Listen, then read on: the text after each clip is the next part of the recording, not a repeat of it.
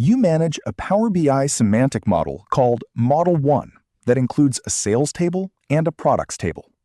You want to build a visual that shows the overall sold quantity for every distinct product ID. The approach must keep the model size as small as possible.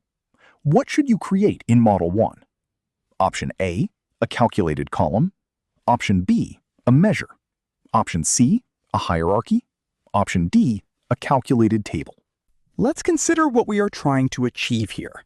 We are working with a relational data model in Power BI containing sales and product information.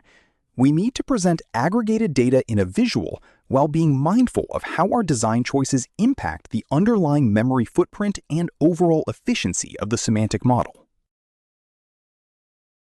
In my view, the correct answer is option B, a measure.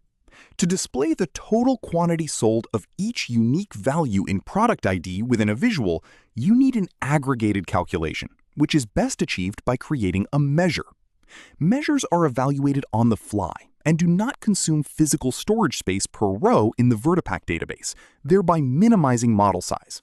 On the other hand, calculated columns and calculated tables store values in memory for every single row, which increases the model size and reduces efficiency. A hierarchy is used for drill-down navigation and does not perform calculations or aggregate sold quantities. Therefore, utilizing measures is the best practice for keeping your Power BI model optimized and small.